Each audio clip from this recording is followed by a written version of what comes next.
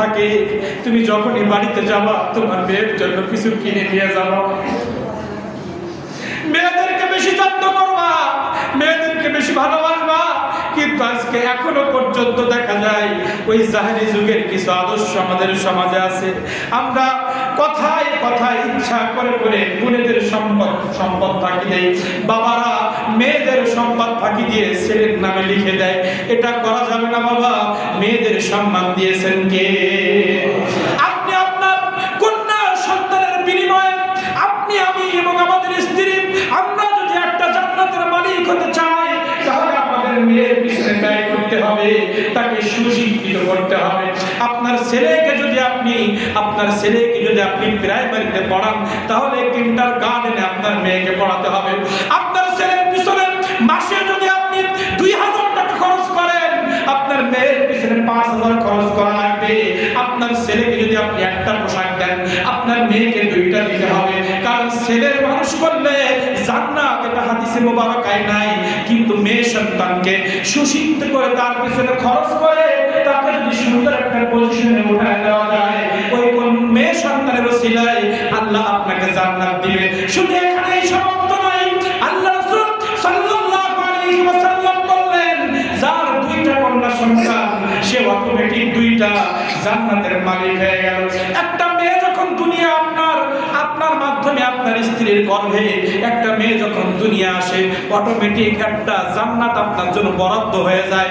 এই জান্নাতটার মালিকানা আপনাকে দেওয়া হবে তখন এই মেয়েটা শেষ পর্যন্ত একটা ভালো ছেলের হাতে তুলে দেবেন যখন। এভাবে করে 2টা সাহাবায়ে কেরাম প্রশ্ন করলেন, যদি 2টা হয় 2টা জান্নাত, 3টা হলে 3টা জান্নাত, 3টা মেয়ে সন্তান যার আছে অটোমেটিক সে 3টা জান্নাতের মালিক হয়ে গেছে।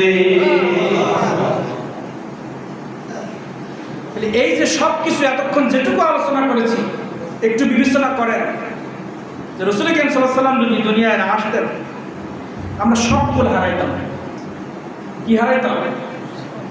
আমাদের জন্য বললাম। এখন আমার নবী করিম সাল্লাল্লাহু আলাইহি ওয়াসাল্লামের পজিশনের আলোচনা করলে রাতের পরে রাত। কারণ আমার নবী করিম সাল্লাল্লাহু আলাইহি ওয়াসাল্লামকে আল্লাহ তাআলা যে শব্দ দিয়ে আমার নবী করিম সাল্লাল্লাহু আলাইহি ওয়াসাল্লাম সম্মান বর্ণনা করেছে, এই শব্দটা আল্লাহ নিজের গুণের সাথে মিলাই দিয়েছে। একটা আয়াত পড়ি, কার বিরাতুল নবীতে এসেছি তাকে আগে চিন্তা হবে। আল্লাহ রাব্বুল আলামিন সূরা কলমের মধ্যে কি বললেন? আমার নবী করিম সাল্লাল্লাহু আলাইহি ওয়াসাল্লামের চরিত্র নিয়ে, রিসালাত নিয়ে, আমার নবীজির গুণাগুণ নিয়ে আল্লাহ তাআলা কি বললেন? ওয়া ইন্নাকা লাআলা খুলুকিন আযীম। আল্লাহ রাব্বুল আলামিন বলতেছেন, হে নবী, ওয়া ইন্নাকা, নিশ্চয় আপনাকে, কথা বলেন, ওয়া ইন্নাকা, নিশ্চয় আপনাকে, লাআলা, আমি উঁচু করেছি, আপনার ইজ্জত আমি দিয়েছি, আপনার চরিত্রকে আমি সমুন্নত করেছি। কিভাবে? ওয়া ইন্নাকা লাআলা খুলুকিন আযীম। আমি আপনার চরিত্রকে, আপনার গুণাগুণকে আমি আযীম করেছি, মানে মহান করেছি, মহান। সুবহানাল্লাহ। পৃথিবীতে কোনো বড় জিনিস বোঝানোর জন্য কাবীর বলে আরবিতে, কাবীর মানে বড়। কিন্তু আল্লাহ রাসূল সাল্লাল্লাহু আলাইহি ওয়াসাল্লাম সম্পর্কে আল্লাহ কাবীর বলেন না, আযীম বলেছেন। এখন আযীমের একটা ব্যাখ্যা আমাদেরকে জানতে হবে। এই আযীমের ব্যাখ্যা করতে গিয়ে মুফাসসিরে ইকরামের কলম স্টপ হয়ে গিয়েছে। মুফাসসিরে ইকরাম বলতে বাধ্য হয়েছে, আযীম মানে আল্লাহ রাব্বুল আলামিন নিজের অস্তিত্বকে আযীম দিয়ে প্রকাশ করেছেন। আল্লাহ তাআলা আসমানকে আযীমের সাথে তুলনা করেছেন। আল্লাহ তাআলা তার ক্ষমতাকে আযীমের সাথে তুলনা করেছেন। আল্লাহ তাআলা বলছেন, আমার মতো ক্ষমতা, আমার মতো এত ক্ষমতা পৃথিবীর জমিনে কারণ নাই, আমার মতো রিজিক দাতা কেউ নাই। আলহামদুলিল্লাহ রাব্বিল আলামিন। রব বলা হয় যিনি সবকিছু দিতে পারে আবার সবকিছু কেড়ে নিতে পারে, তাকে বলা হয় রব। তাকে কি বলা হয়? আল্লাহ নিজের অস্তিত্বের কথা বলতে গিয়ে, নিজের ক্ষমতার কথা বলতে গিয়ে আল্লাহ আযীম ব্যবহার করেছেন। কথা বলেন, আল্লাহ সৃষ্টি জগৎকে বোঝাতে গিয়ে আযীম শব্দ ব্যবহার করেছেন। যেটা আল্লাহর শানে আল্লাহ ব্যবহার করেছেন, ওই আযীম আল্লাহ আমার নবীর শানেও ব্যবহার করেছে।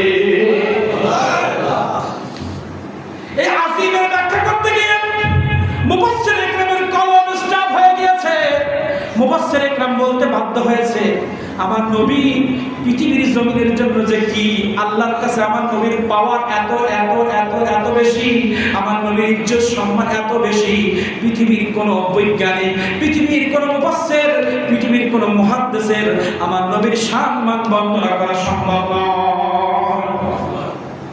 আল্লাহ রাব্বুল আলামিনের পাওয়ার বর্ণনা করে শেষ করা যাবে? বলেন। তাহলে আল্লাহর সৃষ্টির কাছে আল্লাহ আজিম ব্যবহার করলেন, আর আমার নবীজির সম্মানের ব্যাপারে, নবীজির চরিত্রের ব্যাপারে আল্লাহ তাআলা আজিম বলেছেন। আপনি কিভাবে নবী ব্যাখ্যা করবেন? ব্যাখ্যা করতে পারবেন না। আল্লাহ তাআলা কি বললেন? হে পৃথিবীর মানুষ, কোটি কোটি ফেরেশতা, কোটি কোটি মানুষ, কোটি কোটি জিন, কোটি কোটি ফেরেশতা, কোটি কোটি মানুষ, কোটি কোটি পশু পাখি, কোটি কোটি গাছপালা, সবাই মিলে যদি 24 ঘন্টা আমার নবীর জিকির করো, আমার নবীর উপরে দরুদ পড়ো, 1 দিরহাম 1 ইঞ্চি পরিমাণ সম্মান তোমরা বাড়াইতে পারবে না। আর পৃথিবীর সব সৃষ্টিকুল একত্র হয়ে যদি আন্দোলন করো আমার নবীর শান কমানোর জন্য,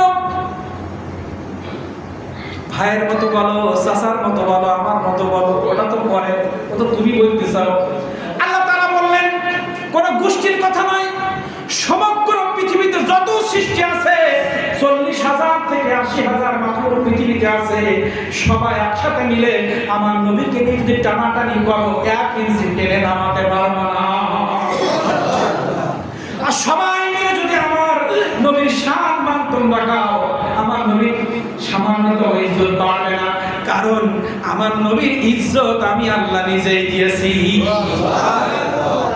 আল্লাহ তাআলা বললেন, হে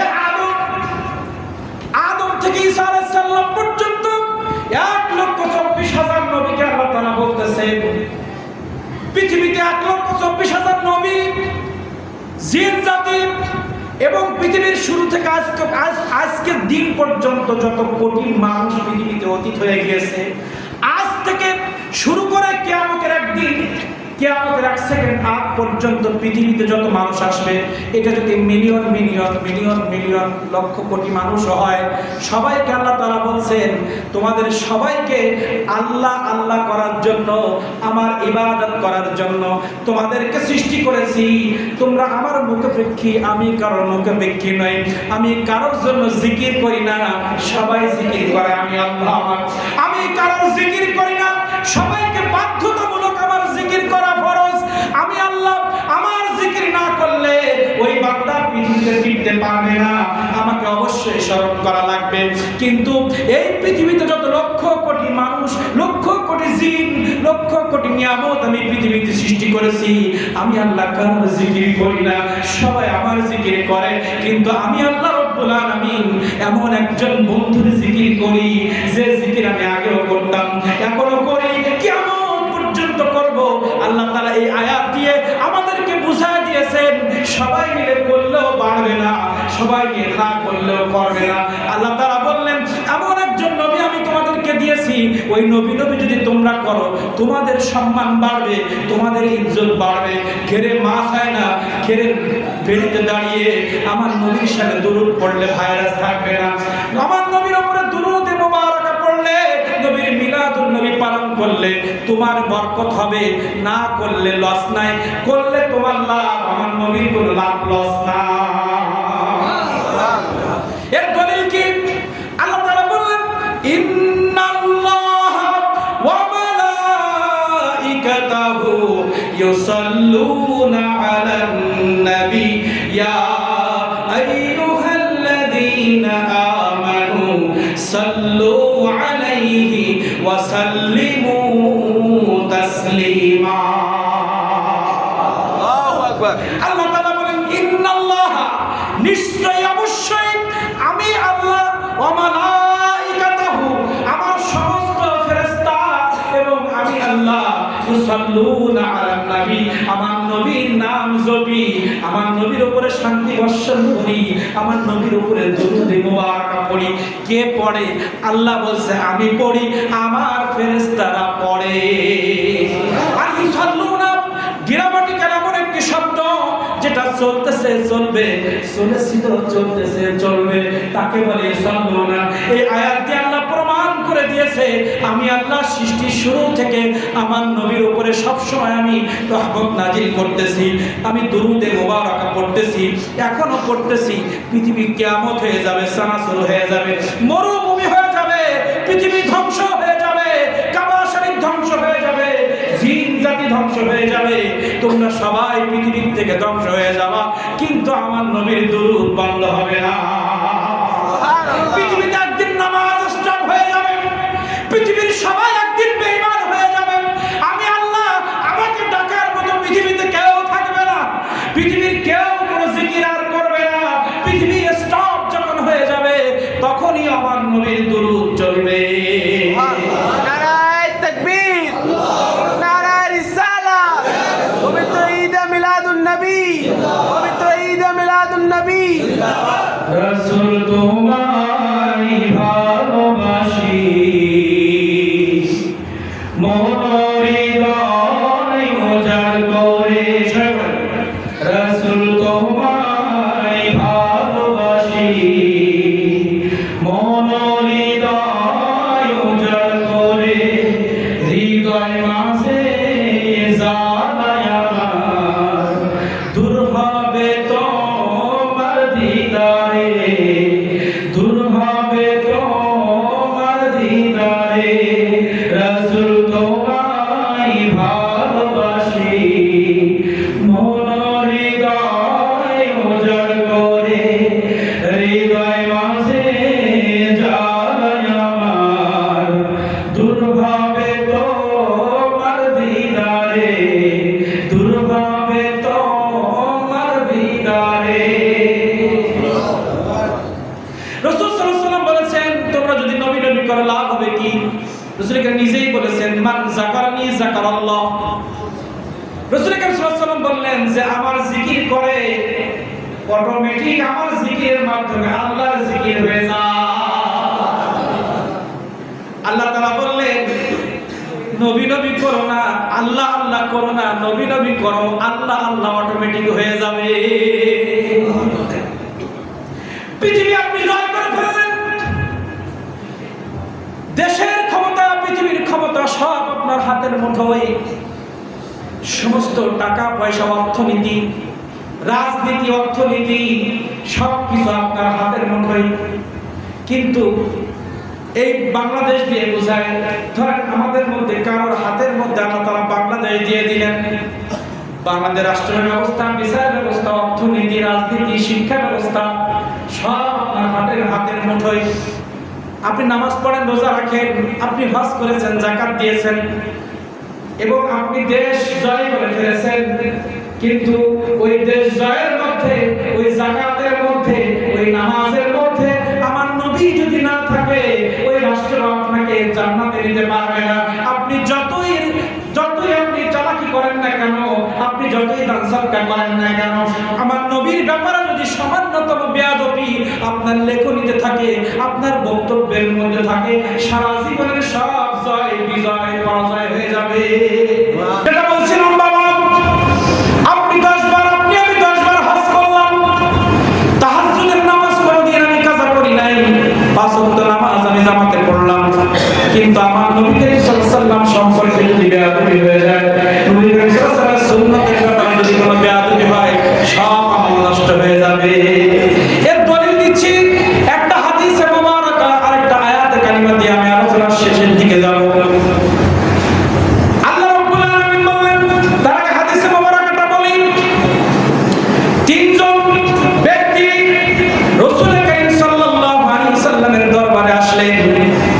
আসার পরে রাসূল করিম সাল্লাল্লাহু আলাইহি ওয়াসাল্লাম স্ত্রীদের কাছে শুনতেছে আমার নবী কিভাবে ইবাদত করে একটু আমাদেরকে জানান।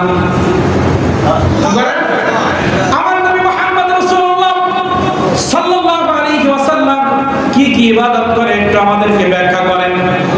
যখন ওই তিনজনকে আমার নবীর কিছু ইবাদতের কথা বলা হলো, তখন তারা বলতেছে এ তো অনেক কম। কি? এ তো অনেক কম, এটা করা যাবে। যখন রাসূল সাল্লাল্লাহু আলাইহি ওয়াসাল্লামের স্ত্রী বলতেছে আমার নবী এই ইবাদত করে, তখন ওই তিনজন পণ্ডিত বলতেছে এ তো অনেক কম,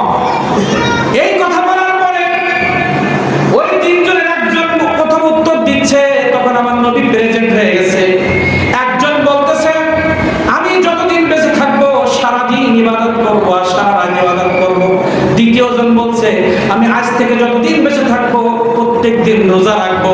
আরেকজন বলতেছে আমি ইবাদত করার জন্য জীবনে বের পাবো না। মানে নবীর সাথে পাল্লা দেবে এক কথা।